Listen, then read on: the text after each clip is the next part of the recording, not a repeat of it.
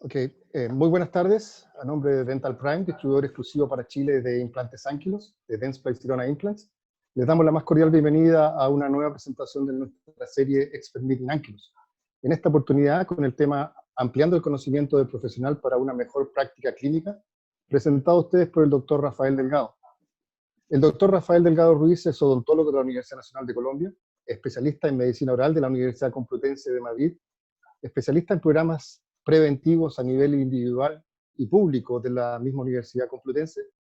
Tiene un máster en materiales dentales con énfasis en implantes dentales en la Universidad de Murcia, en España.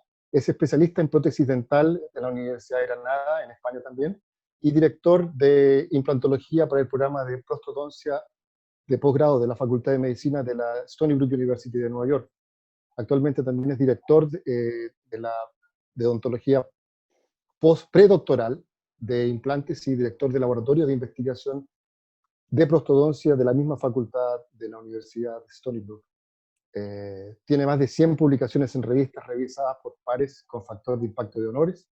Actualmente también es presidente del grupo de investigación en implantología de la International Association of Dental Research. Y aprovechamos también para recordarles que sus preguntas las pueden hacer por chat de la plataforma de Zoom, las que serán leídas y respondidas al final de la presentación. Además, tengo el honor de presentar también a ustedes a un invitado sorpresa, que es el doctor Giorgio Romanos, que trabaja con el doctor Rafael Delgado Ruiz, quien quiere gentilmente también dar unas palabras de bienvenida. Doctor Romanos, please go ahead. Dear friends from Chile, best regards from New York. It's an honor for me today to bring you from far away my close collaborator, my right and my left hand, as I said before, to Jorge, Dr. Rafael Delgado Ruiz. In my previous presentation in Chile last year, I had the opportunity to inform you about this collaboration because Rafael is the backbone at Stony Brook University, especially focused on the implant abutment connections, using different implant systems, and using in the theory and in the basic science research, and also in the clinical practice. With Rafael, we worked together for many years, close to 7 years, in the area of management of complications with different implant designs related to the implant design and the implant surface, and also related to the problems at the moment when you place an implant or you start with the drilling, which is actually in the reality the most important piece in implant therapy. So Rafael will be able to speak with you in your language, in your mother tongue, using his Spanish, and my Spanish is almost zero, but it's really my pleasure to bring him with us from Stony Brook here to Chile and to give you the opportunity to understand why Ankylos and what are the strengths and weaknesses of different implant designs. Thank you for bringing us together. Thank you, Jorge. Thank you, Alejandra. And all the best for the presentation, Rafael. Thank you. No, thank you, Doctor. Dr. Delgado, please go ahead. Sure, thank you. So I will do a small introduction in English. So thank you, George, for introducing myself as a friend, as a mentor. I always appreciate the work that I do with you. Muchas gracias a todos por estar aquí. Gracias al doctor Romanos por hacer esa pequeña introducción. Soy su colaborador en la parte de materiales y prótesis. Trabajamos juntos en el laboratorio de periodoncia que él tiene y en el laboratorio de prótesis que tengo yo aquí en Stony Brook. Gracias Jorge y gracias Alejandra por esta invitación. Espero que los conocimientos que trataré de compartir con ustedes sirvan para su práctica. Jorge y Alejandra están haciendo una labor muy importante tratando de promover las presentaciones, la práctica clínica de grandes profesionales y me invitaron y yo quería colaborar con algo que no se ha mostrado mucho, que es la parte de investigación relacionada con los implantes de marcas comerciales reconocidas y por supuesto tengo que mencionar a Ankylos dentro de ellos. La presentación, voy a poner mi pantalla.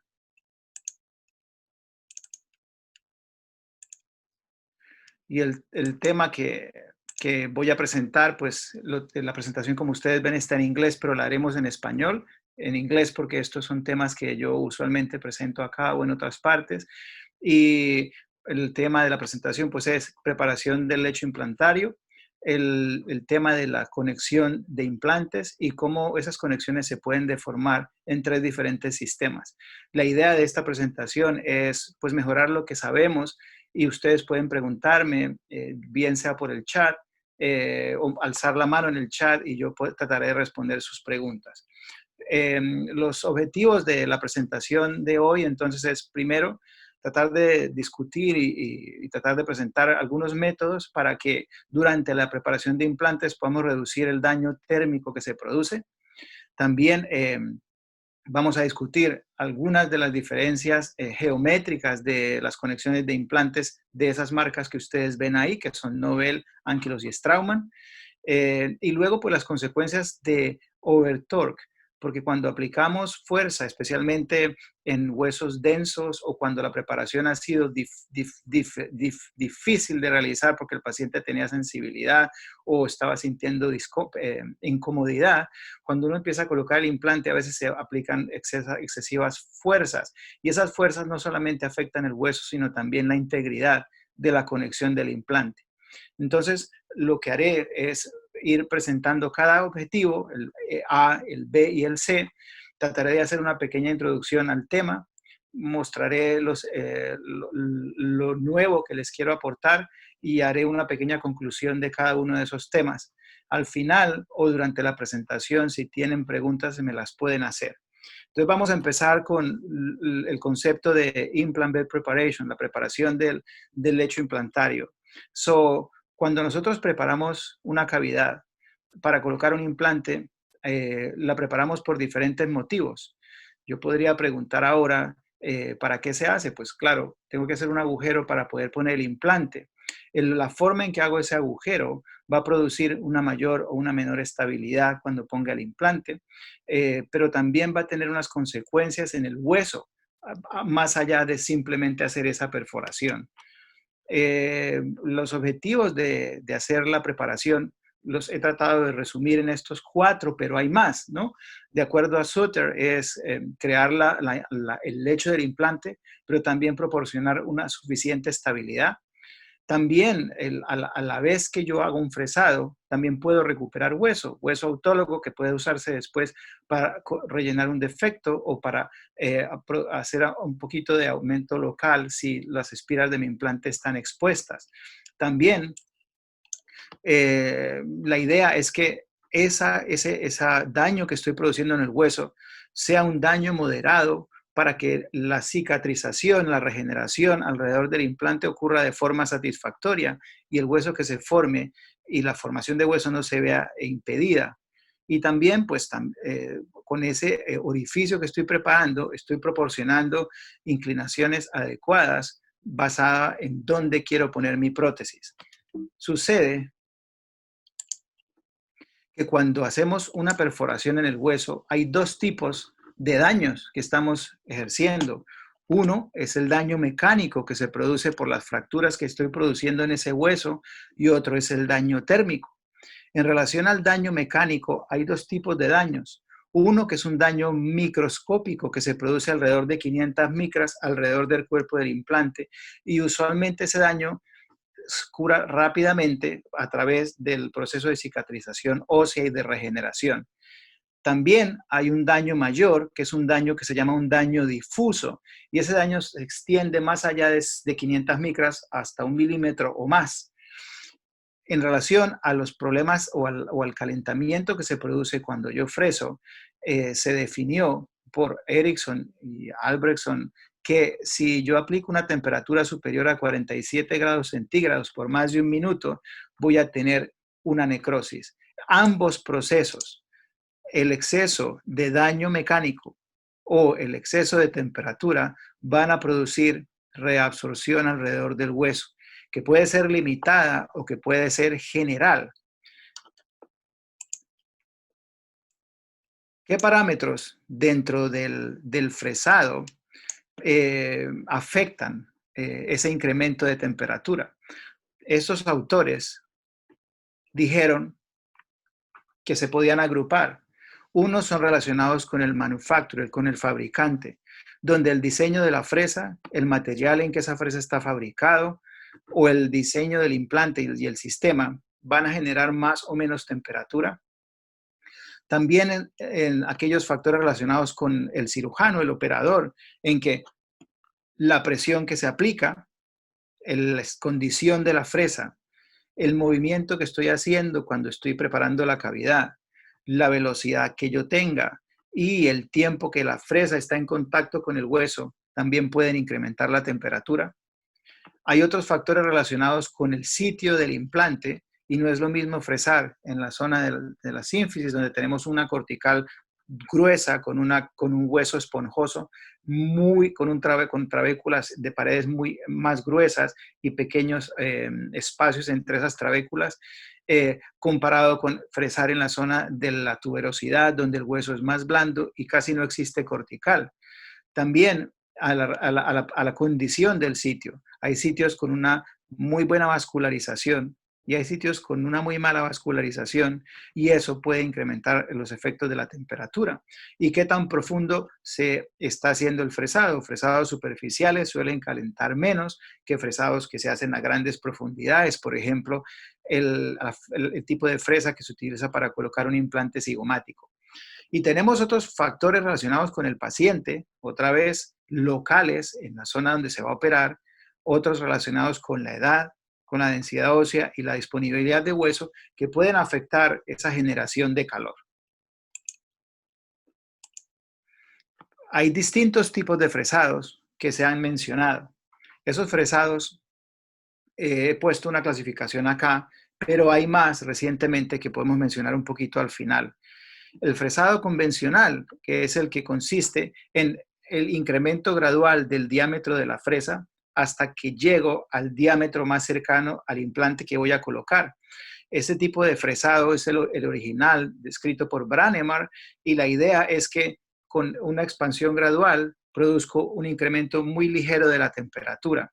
La primera fresa, que es de un diámetro muy estrecho, va a ser un agujero que llamamos el pilot hole y por eso la fresa se llama fresa piloto y a partir de ahí voy colocando fresas con diámetros que incrementalmente son mayores hasta que llego a la fresa que se parece más al diámetro del implante. Se han descrito también protocolos simplificados. Esos protocolos lo que pretenden es, algunos autores han dicho que cuando tengo que pasar muchas fresas por un mismo sitio, la posibilidad de que accidentalmente yo cambie la angulación se incrementa. Entonces estos autores dicen, si pongo una sola fresa piloto y una segunda, que es una fresa taper, o sea, una fresa cónica, que va a seguir la dirección de la primera fresa, la posibilidad de que cambie la dirección es menor. Y si la diferencia de diámetro entre esas dos no es mucha, yo puedo hacer la primera fresa, que es la piloto, y la final, y poner el implante. El biological drilling, eso fue descrito por Anitua y consiste en un fresado que se hace a muy bajas velocidades, que se hace usualmente sin irrigación, porque el objetivo de ese fresado es recuperar hueso y mantener ciertos factores que se producen en la zona traumatizada que van a favorecer la regeneración. Tenemos el protocolo híbrido, el que utiliza pocas fresas y también bajas velocidades, y protocolos de una sola fresa, como los que ciertas compañías proponen, en el cual una fresa es suficiente y después de esa fresa se pone la final. Todos estos protocolos se utilizan en general por diferentes profesionales dependiendo de cómo se sienten ellos con las técnicas. Y esto ha generado pues una cantidad de protocolos que generan un poco de confusión. También es importante saber que dependiendo de la zona del paciente, de la densidad del hueso, se pueden utilizar unos u otros. Aquí he puesto un ejemplo de un fresado que sería incremental, y el fresado incremental, como dijimos, consiste en la colocación de una fresa de un diámetro pequeño seguida de diferentes diámetros que van aumentando hasta llegar al diámetro final. Aquí, para motivos de que entendieran, no hay, o de repasarlo, pues no hay irrigación, pero normalmente la técnica va acompañada de irrigación. La primera fresa crea una guía para las fresas que siguen, y se va incrementando el diámetro siempre a la longitud final que el implante, fresando la longitud final que el implante va a colocarse. Esto que ustedes ven aquí se llama un thermocouple. Es un aparato que colocamos alrededor o al lado donde se va a hacer el agujero de la fresa para medir la temperatura que se va a producir. El siguiente protocolo que les voy a colocar. Entonces, esto que vimos es el fresado incremental, en el que empezamos con una fresa de diámetro pequeño y seguimos con una fresa de diámetro mayor. A continuación, perdón, vamos a colocar este fresado. Y el fresado que ustedes van a ver es un fresado que va a muy baja, a alta velocidad, y es solamente una fresa. Esto sería el protocolo simplificado o single drill use. Hay compañías, no quiero mencionar, pero que venden la fresa indicada para el implante, y son fresas que son disposable, fresas desechables. La idea no es mala, pero discutiremos un poquito al final. Y tenemos también protocolos en los que el fresado se hace con una velocidad muy baja. Y como ustedes ven en este protocolo, todo el hueso que se estaría removiendo va quedando muy cerquita al implante, y ese hueso, la idea es recuperarlo. Como la velocidad no es tanta y no se ha utilizado agua, se conservan ciertas propiedades, y el fresar a bajas velocidades reduce la temperatura que genera la fricción, y por eso lo llaman fresado biológico, porque supuestamente varios factores de crecimiento y ciertas moléculas bioactivas se conservan y se pueden utilizar en procedimientos posteriores. Ahora, eso sería, digamos, la descripción de lo que es el fresado. Pero en relación a la temperatura, aquí tenemos otro ejemplo de qué está pasando cuando yo freso, incluso a bajas velocidades. Y aquí pusimos un ejemplo de los trabajos que hacemos en el laboratorio, donde hay una fresa que pertenece a la compañía que está puesta aquí en la derecha, y ustedes van a ver que aún a baja velocidad, en este hueso que tiene una temperatura inicial de 27 grados centígrados, como a medida que la fresa penetra, la temperatura se va gradualmente a incrementar. No solamente eso, sino que alrededor del cuerpo de esa fresa, la temperatura se va a incrementar en un área mayor a 7 milímetros a los lados. Algunas veces cuando fresamos muy cerca a estructuras sensibles, un nervio o el ligamento periodontal de un diente, aunque no estemos cerca, va a haber un incremento de temperatura, especialmente porque esa temperatura se tiene que distribuir. Eso se llama thermal diffusion, pero también se podría llamar en español disipación de la temperatura, en que la temperatura viaja a través de un cuerpo sólido, pero también del líquido que hay en esos espacios, y ustedes van a ver cómo la temperatura se extiende. Y eso pasa con las fresas de Nobel. Y si vemos las fresas de Straumann, que es la otra compañía que yo quería colocar, y aquí he puesto solo un ejemplo, pero a medida que se profundiza en la evaluación térmica, se descubre que todas las fresas producen incremento de temperatura. Pues van a ver también que la fresa, fresando la misma condición, con la misma profundidad y con el mismo diámetro, produce un efecto similar, que es el incremento de temperatura. Como les expliqué anteriormente, si la temperatura es de 47 y esa temperatura mayor de 47 y se mantiene por más de un minuto, va a producirse una necrosis, que en histologías se manifiesta como las lagunas donde estaban los osteocitos, pero vacías. Ese daño térmico, dependiendo de hasta dónde se extienda, va a producir mayor o menor reabsorción alrededor del cuerpo del implante.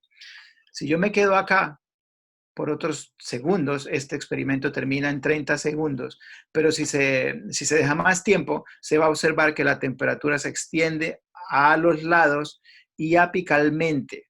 Pero como ven, es mayor la difusión lateral que apical. Esto es con la fricción constante de la inserción del implante. Y con la fresa o con una fresa típica de Ankylos, vamos a ver qué pasa. Pues como norma general, y porque se está produciendo la fricción entre dos cuerpos, la temperatura se va a incrementar en todas ellas. En este ejemplo práctico, en el que no estoy midiendo nada, pero es para mostrarles lo que pasa, no solamente se calienta el hueso, pero también hay un incremento de temperatura en la fresa, en el cuerpo de la fresa. La ventaja que hay cuando uno fresa es que no estamos obligados a fresar hasta que lleguemos al fondo. Hay ciertos métodos para disminuir esa temperatura que también los voy a presentar. Sin embargo, si recuerdan los otros ejemplos, la temperatura en el centro era más intensa en las otras dos. Posiblemente el diseño de las fresas de Ankylos favorece una expansión o una difusión térmica menor comparado con las otras fresas. ¿Cómo se manifiesta la necrosis del hueso clínicamente? Eso es muy importante, muy poca gente lo entiende. Lo primero que hay es que va a aparecer un dolor entre la primera y la tercera semana. Es un early discomfort. Va a haber radiográficamente o no, por eso se pone 50%, un 50% de posibilidades en que se va a ver una radiolucidez alrededor del cuerpo del implante que no es localizada, que no es una línea como la que se observa cuando el implante no se ha integrado, sino ocupa un diámetro ancho que usualmente es proporcional hasta donde se extendió la temperatura. También clínicamente no suele haber signos de infección, no suele haber pus en la zona. Donde suele ser más frecuente es en la mandíbula, y ya explicábamos, eso se debe a la densidad ósea de la zona, al espesor de esas trabéculas y al grosor de la cortical, que es muy grueso. La movilidad del implante puede estar o no presente, y eso dependerá de hasta dónde se extiende esa reabsorción. Y si uno quita el implante, pues va a encontrar un defecto. Eso es lo que se observa clínicamente.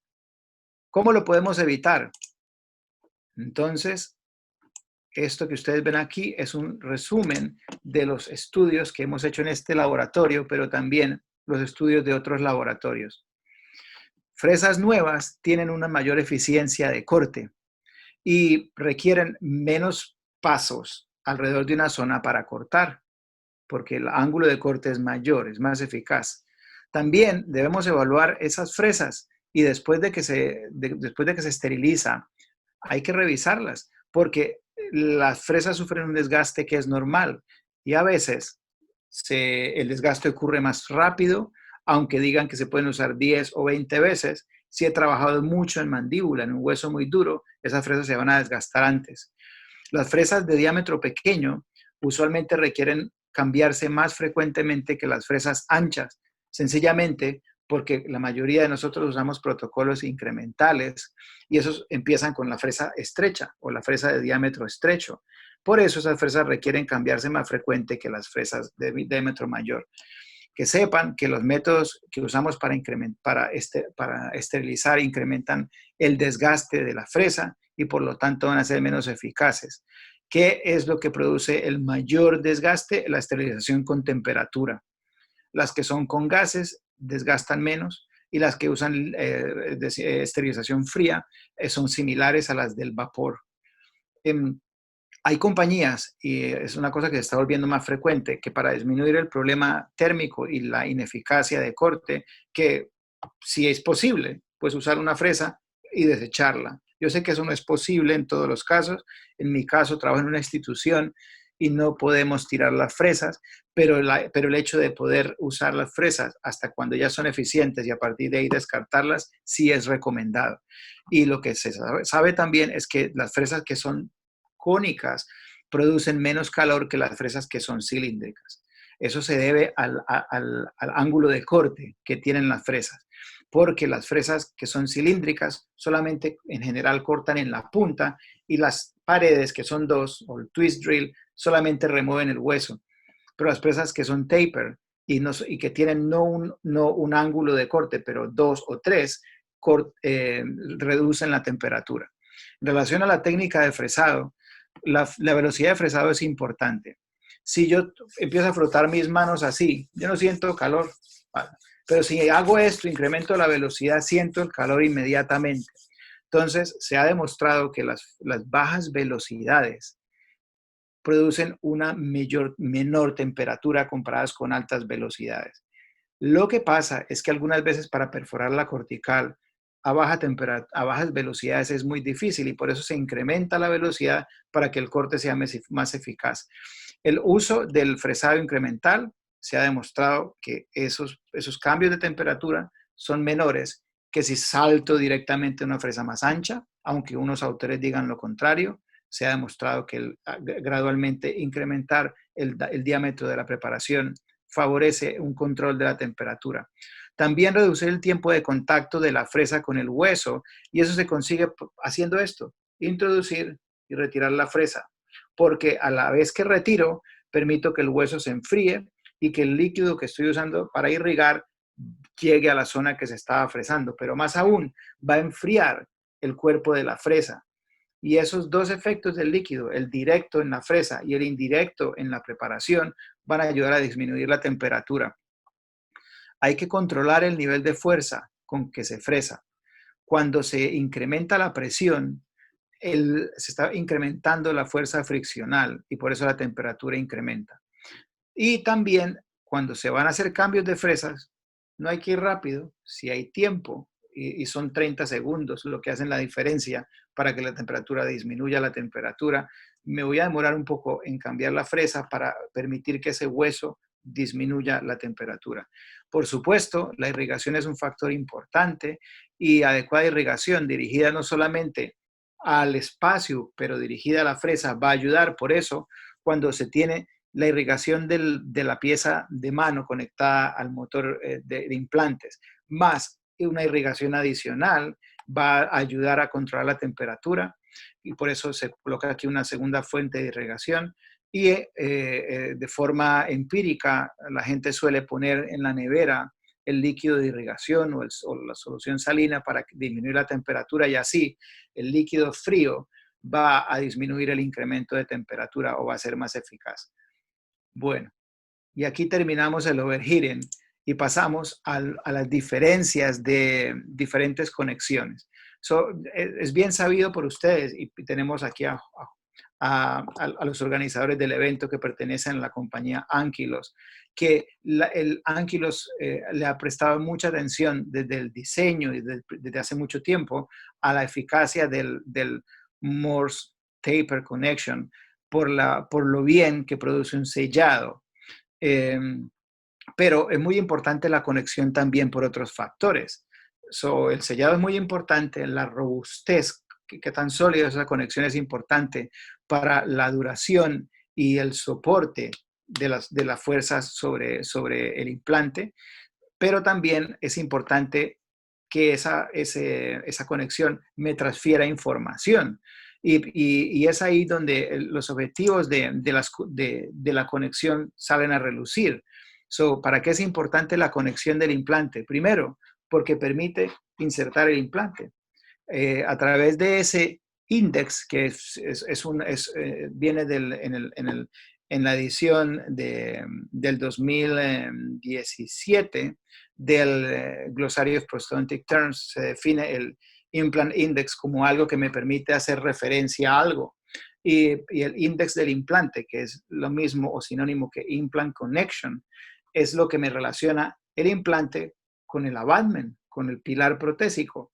Entonces, proporciona también una referencia cuando se toma la impresión y una referencia sobre la orientación de ese implante.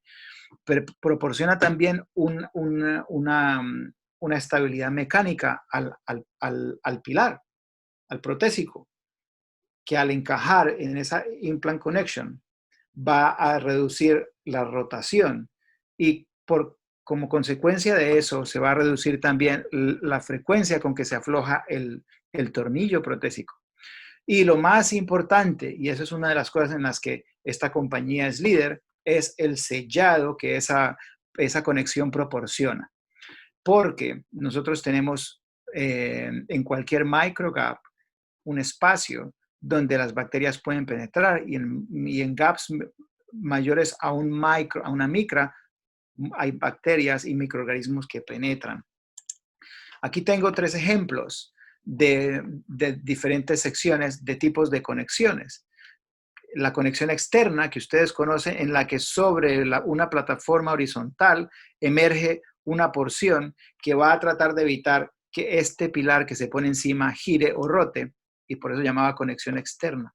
Y tenemos acá 2 ejemplos de conexiones internas, en las que este elemento que servía como referencia se desplazó hacia el interior del implante y hay diferentes geometrías. Dentro de ellas, esta que cabe resaltar, en la que este contacto entre el pilar protésico y las paredes del implante es extenso. Al ser extenso y por esta angulación que ustedes conocen bien, se va a producir un mejor sello. En el nuevo modelo o en el concepto original de Ankylos, esta parte no existía. Se basaba solamente en el cold welding que se producía por el ángulo entre esas 2 paredes. Pero había un problema y es que era la orientación de las coronas, especialmente en single crowns. Había un problema porque podía haber una pequeña diferencia y había que hacer mucho ajuste protésico. Se generaron entonces técnicas para transferir la posición de la corona, pero aún así, la gente necesitaba la confianza de tener esto y por eso desarrollaron el que ellos llaman X, que significa index, que está indexado, que tiene esta referencia que encaja en esta conexión, esta referencia del abutment o del pilar que encaja en un correspondiente index en el implante.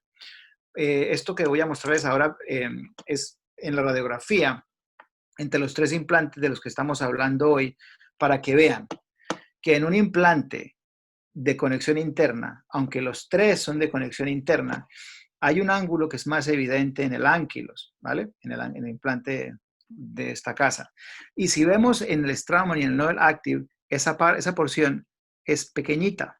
Y luego cuando vemos, esto es cedido por el profesor Adriano Piatelli, que me lo prestó, gracias al profesor Piatelli por concederme estas imágenes, podemos ver que aún en ciertas conexiones que parecen ser cónicas, la unión del pilar y las paredes del implante es muy corta, mientras que en el implante de Ankylos esta zona es grande y es más ancha.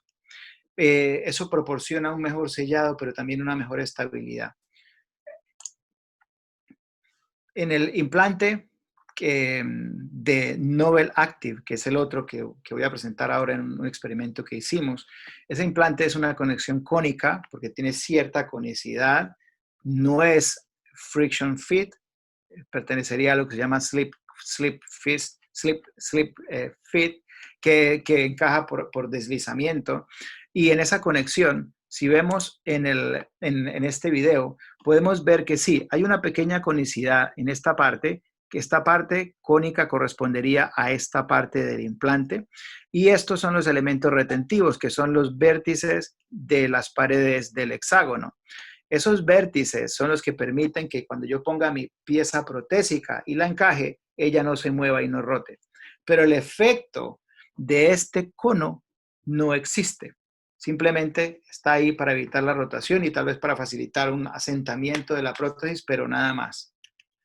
Si comparamos ahora la conexión del otro implante del que vamos a hablar, que es el implante de Straumann, y este es el CrossFit Connection, ese implante tiene unos canales. Si vemos, esos canales son pequeñas porciones rectangulares y son 4, ¿vale? Esta porción se dirige hacia el centro del implante y esto es un espacio que va hacia la pared. Cuando yo lo miro en el microscopio, que este microscopio es un microscopio que tenemos acá, que empieza a tomar la foto desde la base del implante hacia arriba y por eso crea la forma tridimensional de esa conexión, podemos ver que hay 3 pedazos. Este primer pedazo es donde están estas cajitas, que son los elementos de retención o el index. Luego tenemos esta porción azul clara o verde, que es donde el tornillo se encaja. Ahí es donde los threads o las espiras del tornillo protésico se encajan.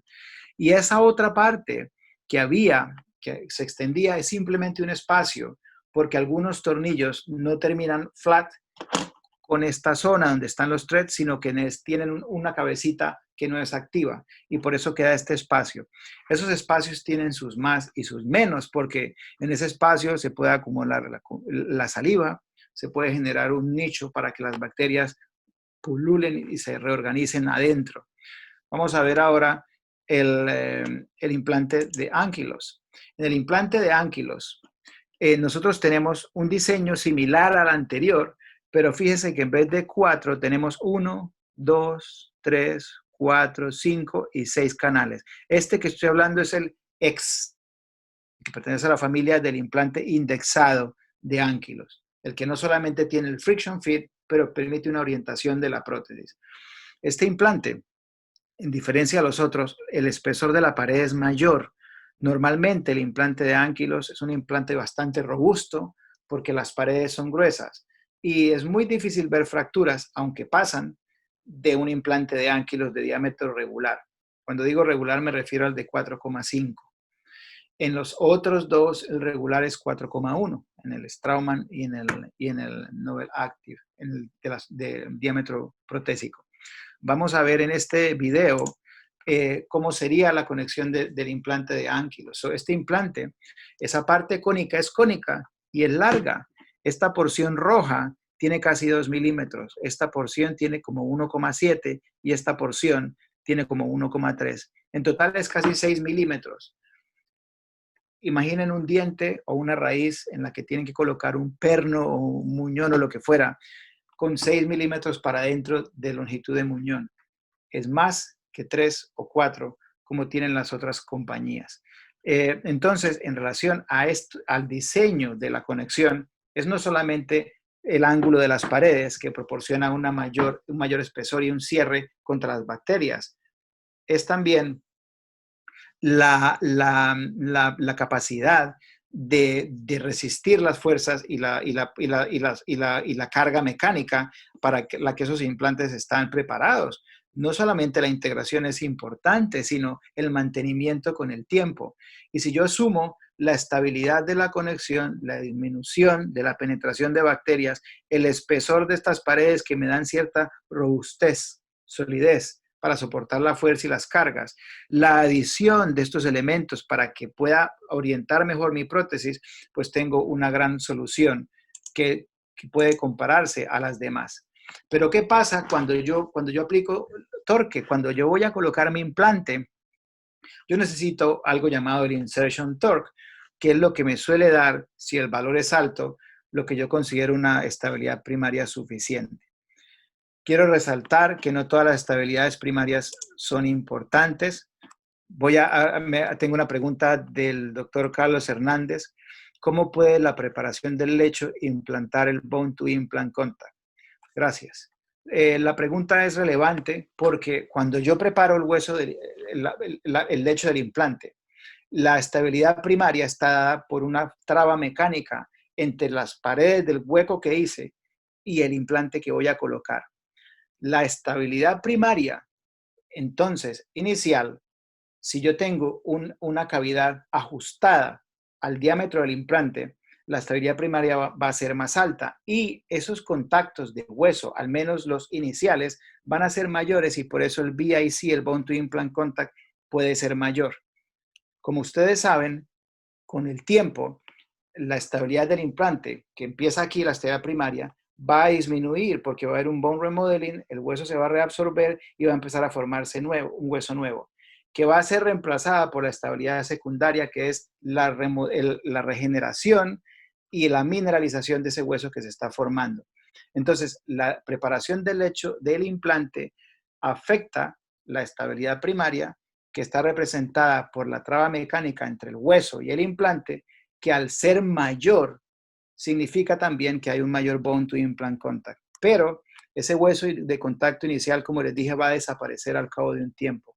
En zonas de cortical gruesa y espesa, tal vez no es tan relevante en la tuberosidad donde hay muchos espacios y trabéculas, pero hay técnicas para incrementar ese contacto. Entonces, hay una traba mecánica que se puede modificar al hacer la preparación y colocar el implante. También puedo modificar las condiciones de ese hueso y hacer técnicas de bone condensing o técnicas de osteodensification que se están usando ahora para mejorar ese contacto inicial. Y por eso el contacto hueso-implante, el bone-to-implant podría incrementar. Espero haber respondido a la pregunta del doctor Carlos Hernández. A continuación, perdón, tengo que regresar un punto aquí. Quería decir que el insertion torque es importante porque si yo quiero aplicar carga inmediata, necesito que mi implante esté estable. No siempre se necesita. Y implantes colocados en hueso poroso o altamente trabecular también se integran, pero requieren un poco más de tiempo. Pero bueno, muchas veces entonces, como consecuencia de la preparación, puedo tener un torque elevado, como consecuencia de un hueso muy denso y muy duro. La fuerza que necesito para colocar los implantes también va a ser mayor y eso se representa como un high insertion torque o un torque de inserción elevado. Pero ¿qué pasa con eso y cómo afecta estas tres conexiones? Si yo tengo un implante y quiero calcular cuántas veces ese implante o la conexión de ese implante va a ser incomodada o cuántas veces la voy a tocar, en los protocolos de prótesis convencional suelen ser alrededor de 7 veces y en los protocolos digitales suelen ser 5 o 6. Pero en general, voy a hacer fuerza sobre la conexión cuando voy a colocar el implante, porque tengo que ajustarlo, rotarlo y apretarlo hasta que se encaje en el hueso. Tengo también que hacer cierta fuerza y hacer un disturbio de esto. Tengo que incomodar esta conexión cuando empiezo a atornillar y a desatornillar partes. Por ejemplo, cuando pongo el cover screw o cuando pongo el heating abutment. Después tengo que quitar esto para tomar la impresión y atornillar mi toma de impresión o ajustar mi toma de impresión o mi impression cupping en la conexión.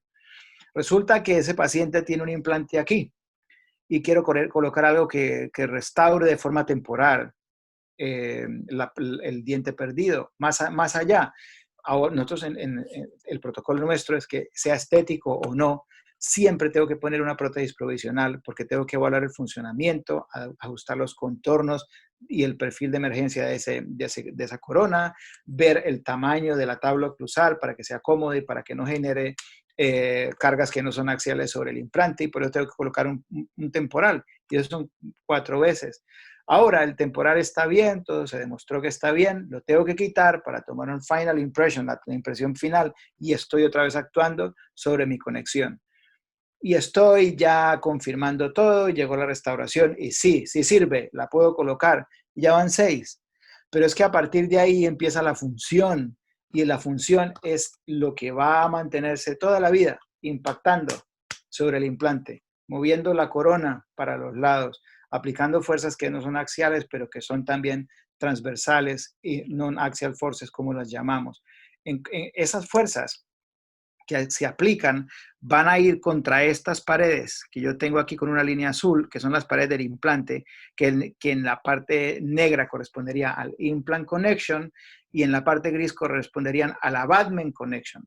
La interacción entre esta pieza gris y esta pieza negra va a transmitirse toda la vida al cuerpo del implante.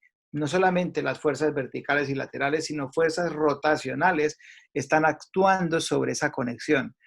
Quiere decir que no solamente cuando yo puse el implante, pero muchos otros motivos van a producir durante el tiempo un impacto y necesito que esto sea suficientemente fuerte para soportar la carga en los pacientes que son bruxistas o que hacen movimientos que no son funcionales, normales, va también a afectar. ¿Qué pasa si la conexión no es como la última que mencionamos, pero es más corta?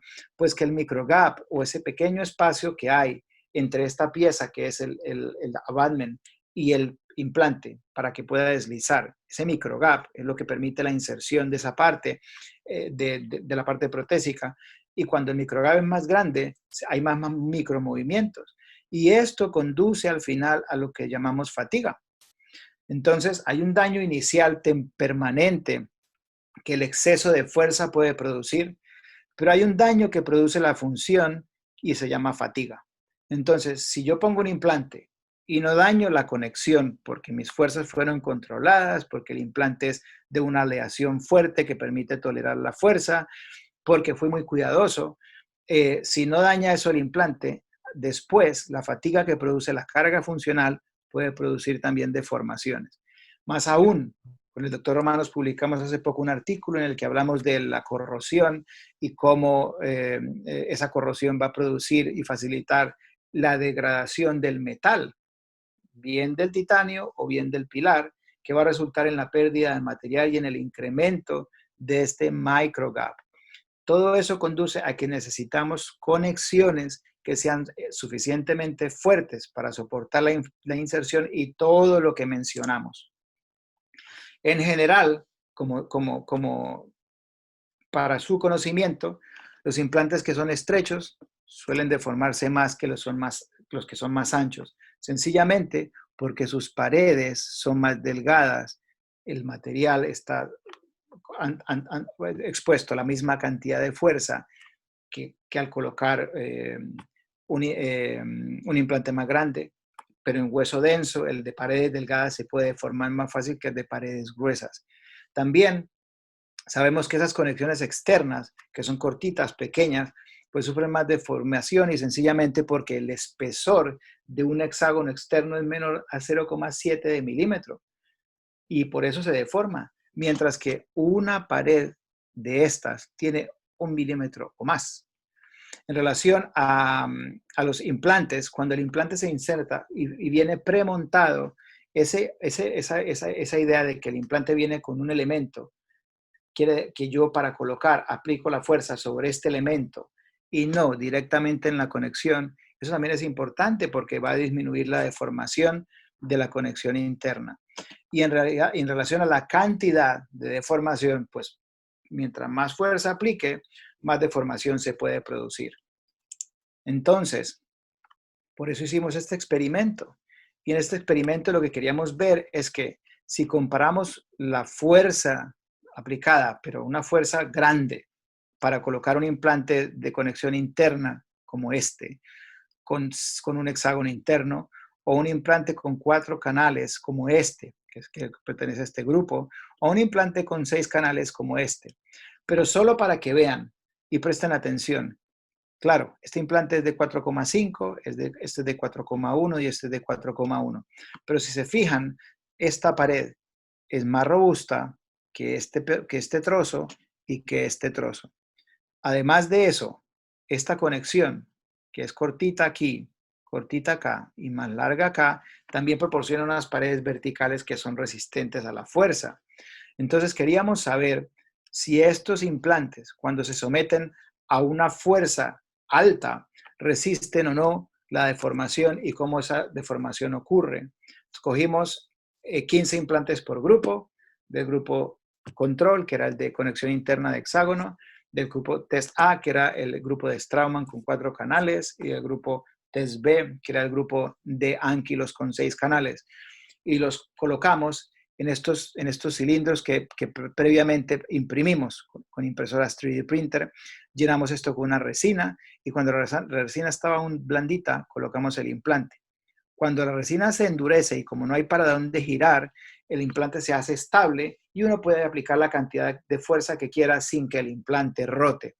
Lo que hicimos fue utilizar los drivers para cada sistema de implantes y con un ajuste especial, con una pieza especial, conectamos esto a un torquímetro digital. Eso permite que yo coja el torquímetro y lo ponga en una plataforma y aplique fuerza y cuando el torquímetro marca 80, paro. Y así lo hicimos con todos. ¿Y por qué hicimos 80? Porque algunas veces en la mandíbula, el torque que se alcanza cuando la preparación o el hueso es muy denso ha llegado a alcanzar valores por encima de 120. De forma arbitraria, y porque 80 es un valor que puede alcanzarse clínicamente sin desearlo, pues escogimos un valor estándar de 80 en torque, over torque fuerza para todos los implantes. ¿Y qué hicimos? Medimos la deformación de las paredes en el de conexión interna de hexágono y la deformación de las paredes en el que tenía los canales. Para eso utilizamos este microscopio. Este microscopio, cuando uno lo utiliza, tiene una plataforma motorizada.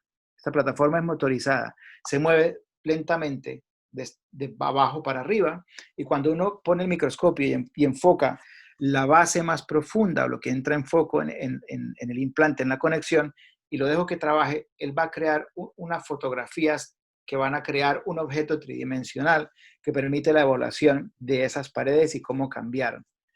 Aparte de eso, utilizamos este aparato. Este aparato se llama un OCT, que es un Optical Coherence Tomógrafo. Ese aparato utiliza una luz láser que es de longitud de onda conocida. La longitud de onda de ese láser es 930 nanómetros. Y esta longitud va a escanear la superficie del implante, en el área del cuello, a nivel horizontal y vertical. Lo que crea esto. Pero si se fijan acá, yo puedo ver no solamente el contorno del implante, pero la conexión. ¿Por qué? Porque aunque la luz no traspasa el cuerpo sólido, sí se refleja a diferentes velocidades y el espesor del implante, cuando hay una fractura, la muestra como una línea blanca que penetra por aquí. Por eso éramos capaces de ver si había fracturas o no en la superficie del implante, en el cuello.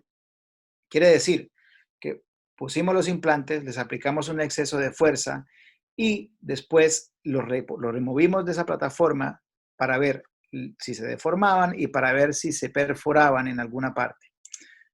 Aparte de eso, y para saber si el implante perdía material, utilizamos esto, que es una balanza electrónica científica, y esa balanza tiene una sensibilidad de 1 microgramo.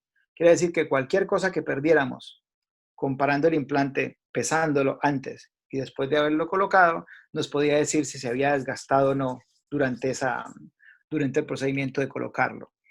Bueno, cuando hicimos la prueba y vimos si los implantes se deformaban o no, encontramos, y es curioso, porque todos estos implantes son buenos y son implantes que se usan porque se han estudiado y se han reconocido. Lo curioso fue que el implante TES A, que pertenece a la compañía que no es Ankylos, se deformó y se deformó cierta cantidad. Esa cantidad se encontraba que si estaran las paredes de mis canales, ¿vale? Y yo pongo el pilar, el driver, y empiezo a apretar, ¿qué va a pasar?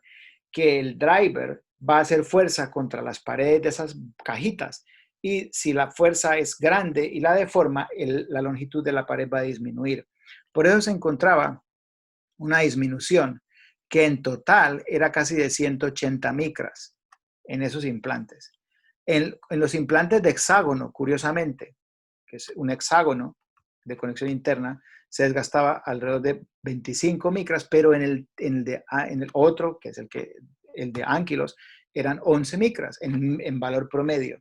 Por eso el único valor que está en rojo es este, porque aunque estos se deformaron, también se deformaban muy poco y la diferencia entre el original y el final era pequeñita. Pero en los implantes de 4 canales, que son los de Straumann, se deformaba un poco más y fue significativo. Y si ustedes miran acá, esto es después de sacar el implante. Presten atención en el ángulo del hexágono, y como las paredes son gruesas y el borde y la fuerza se hace aquí contra esas paredes, era muy poco lo que se deformaba. Pero estos canalitos, que antes eran un cuadrado, casi un rectángulo, se disminuyó el ancho de la pared y por eso se ve la disminución, porque se doblaban y se doblaron hacia adentro cuando se insertó y se doblaron hacia el otro lado cuando se quiso quitar. Ahora, en este, que es el de Ankylos, sí, puede haber una deformación, pero es casi imperceptible y por eso los valores daban tan poquito en las tablas. Cuando esto es para mostrarles cómo funciona el OCT. El OCT escaneaba los implantes y al escanearlos, el OCT genera una imagen. Esa imagen genera un espesor que si había alguna fractura se veía como la transmisión de la luz dentro de ese cuerpo.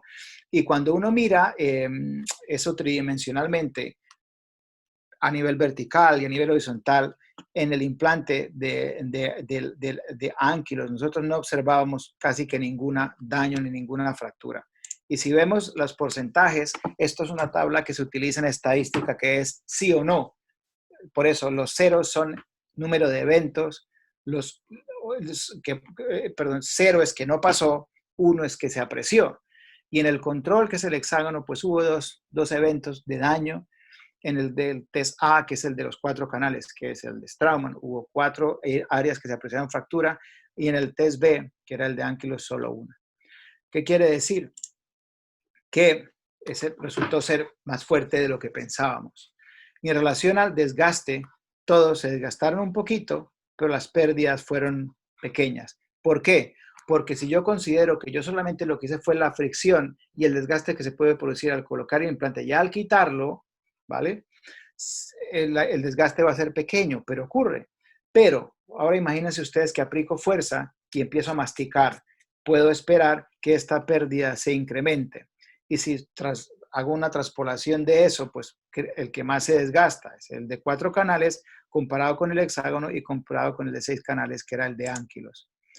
Como conclusión, la fuerza excesiva simulada de colocar los implantes produjo mínimos cambios en la conexión interna hexagonal y en el Morse taper de Ankylos, pero fue muy grande en el de 4 canales, que era el otro, que es la competencia, que es Straumann. Y en relación a las fracturas, resultó que esto que pone simular bruxismo está equivocado, porque se refiere a la inserción, y por eso quise explicar antes, pero la deformación o la perforación que se produjo fue casi 0 en los de Morse taper, fue muy pequeña en los de conexión interna, pero fue más alta en los de 4 canales. Entonces, si yo quiero resumir todo lo que he intentado comentar ahora mismo, es que en relación a la geometría de las conexiones, pues sabemos que hay diferencias entre todas ellas y que las conexiones que son de Morse taper, como la de esta compañía, son más largas y por lo tanto producen un mejor sellado. Pero no solo eso, vimos también en el microscopio que era más larga en relación al contacto de la pared y por eso proporciona un mejor sellado.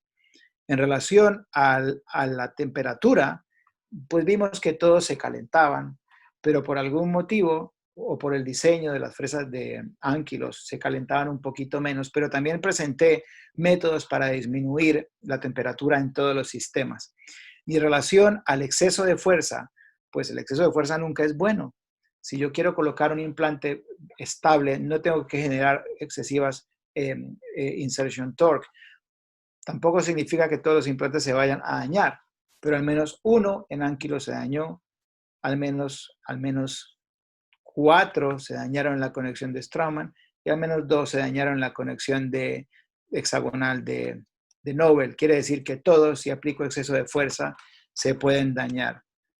Bueno, aquí quiero decir que no tengo ninguna relación con ninguna compañía, que a mí no me paga ni Straumann, ni Nobel, ni Ankylos, que eso es una contribución voluntaria como académico. También quiero declarar que tengo muchas publicaciones, pero 12 las han quitado porque los editores encontraron que había imágenes similares. Eso se llama retracción y es una cosa que a nadie le gusta que pase, pero no me da pena contar que cuando se colabora hay que estar atento a lo que se hace para que no pasen esas cosas, porque cuando hay muchos archivos y muchas imágenes similares puede pasar que el estudiante o el que lo hace coja y ponga una parecida y luego cómo se explica. Pues hay que tratar de ser más cuidadoso con eso. Aquí esto lo que les muestro es, nosotros tenemos ahora en Estados Unidos el digital dentistry y todo eso es una cosa que está trabajando mucho. Yo soy prostodoncista, pero también hice implantes dentales en la parte quirúrgica. Pero ahora mismo en la parte de digital design, digital dentistry y custom abutments y guided surgery es una cosa que está trabajando mucho. Entonces en mi institución se hizo un centro que se llama el CIDT, Center for Implant and Digital Technologies Research. Y yo tengo aquí un laboratorio en el que trabajo con printing, con milling, con todas esas cosas que pongo a la disposición de aquellas personas que quieran hacer investigación para que si quieren trabajar con nosotros, pues trabajen. Bueno, muchas gracias y pues quisiera estar abierto a cualquier pregunta que ustedes tengan. Doctor Rafael, tengo unas preguntas del doctor David Cuitiño. Jorge o Alejandra, ¿hay alguna pregunta? Sí, estoy leyendo. ¿Alguna pregunta de los participantes? si la quieren escribir. Tengo aquí varias preguntas, perdón, que no haya, hasta ahora las acabo de ver. Entonces, hay un participante anónimo que me pregunta, ¿cómo aplicaron al implante Ankylos el torque si el transportador no resiste el torque aplicado? Muchas gracias. Nosotros teníamos un diseño basado en el escáner que hicimos en el departamento de ingeniería mecánica, nos fabricaron un driver y lo aplicamos. Y es cierto, los implantes de Ankylos no necesitan eso, ni siquiera la parte protésica que se atornilla usualmente con 10 torques, 10 newton, mientras que el otro se atornilla a 35. Entonces se pudo aplicar porque fabricamos una pieza para eso. Al doctor Héctor Norero me dice que le gustó, muchas gracias Héctor. Doctor Cutiño me dice que le gustó, muchas gracias. Y una consulta que haremos después, que es respecto a las fresas nuevas de Ankylos, ¿cuáles son las ventajas? Pues parece que generan menos calor, parece que son más eficientes a la hora de realizar el corte, y por eso yo creo que cuando hicimos lo de la temperatura aparecía que era menos temperatura la que se generaba cuando la fresa se metía en el hueso.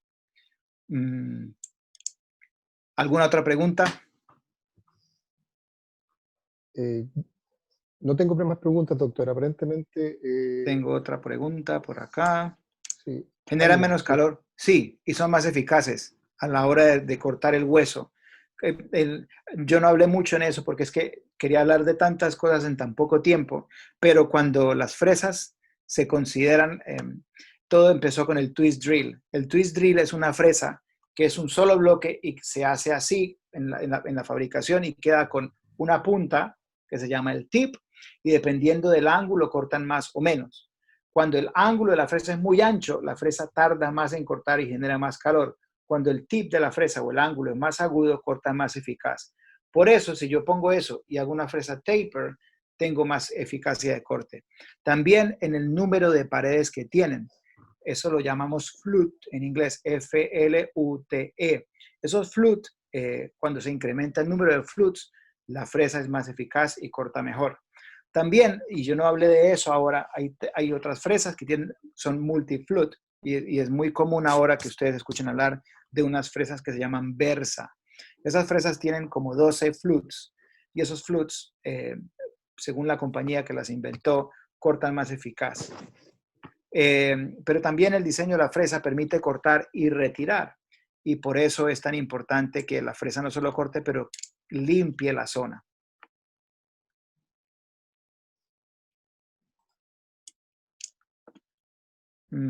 Creo que he respondido a estas preguntas. Ok, aquí, perdón. El doctor Daniel Vargas me preguntaba si las coronas de mayor longitud influyen sobre la deformación de la implant connection. Sí. Nosotros tenemos el crown implant ratio o el el root crown ratio. Y es muy importante porque nosotros tenemos una pieza que soporta un cantilever vertical, que es el tamaño de la corona. Si mi implante es corto y mi corona es larga, las fuerzas que esa corona va a aplicar sobre la conexión son mayores. Por lo tanto, todas las coronas o todas las restauraciones que el crown implant ratio es mayor que el tamaño de la corona, que el tamaño del implante, van a ejercer más fuerza sobre la conexión. Esas conexiones pequeñitas van a sufrir más, las conexiones que son largas van a sufrir menos, pero todas sufren. A ver, ¿qué más? Tengo una Alguien me pregunta, Fabricio. Carlos, doctor Hernández, que si es relevante la irrigación interna de las fresas. Sí. Cuando se aplica irrigación, tenemos fresas que tienen irrigación interna y esas fresas tienen un agujerito en la punta o agujeros en los laterales. Y se creía que por ese diseño el agua llegaría directamente de la irrigación al ápice del alvéolo. También esas fresas son duales, o sea, también llega al cuerpo de la fresa. Pero ¿qué pasaba si se obturaban esos agujeros? Que se generaba más calor en el interior y el facultativo que trabajaba cuando fresaba estaba generando más calor porque se habían obstruido esos conductos. Pero sí es cierto que la irrigación interna ayuda. Entonces, la recomendación que yo decía es que si yo tengo una fresa con irrigación externa y aparte alguien ayudando, voy a generar una mayor reducción de la temperatura. Doctor Delgado. ¿Aló? Doctor Delgado. Algunas personas aconsejan, doctor Guarín, Algunas sí. personas aconsejan usar abutments sin index en ánquilos porque les parece engorroso. ¿Yo qué opino? Yo tengo experiencia con ánquilos porque empecé a trabajar con el doctor Romanos, pero yo había trabajado con esas otras compañías que les comenté más que con ánquilos. Y todas las compañías tienen sus más y sus menos. Una de las cosas para los que trabajamos con implantes indexados es que queremos saber dónde está la orientación para poder colocar la corona como corresponde. Y entonces, si usamos un abutment sin un index, ¿qué pasa? Que si yo no tengo una referencia apropiada o cuando estoy atornillando el abutment se me gira, ¿cómo sé dónde ponerlo? Entonces, ese index ha generado la posibilidad de orientar la corona, ponerla, engancharla en el index y apretarla. Por eso, para los que estamos familiarizados con la conexión con index o con elementos antirrotatorios, es mejor que exista. Para aquellas personas como el doctor Romanos, que trabajaban con no indexados antes, no importa, especialmente cuando son puentes, porque usted tiene pilares a los que coloca una restauración. No sé si hay más preguntas. ¿Eh? Creo que hemos terminado. Creo que no, doctor. Alejandra y Jorge. Sí, no sé si me No escucha, tengo doctor. más preguntas activas. ¿Aló? Doctor Delgado, no sé si me escucha. No. Ah, perdón, creo que ya con el estado todas. Sí, sí. Sí, hemos terminado. Sí, perfecto. Muchas gracias, doctor Delgado. Muy gentil por su presentación. No, me pareció muy didáctica. Muy bien Entonces, presentada. quiero agradecer a ustedes, a los participantes, porque se aguantaron todo esto. Yo soy clínico, pero también soy investigador y yo quería aportarle a la compañía algo diferente de lo que toda la gente conoce. He intentado resumir lo que es la investigación de varios años aquí y en Europa y la que hago con el doctor Romanos.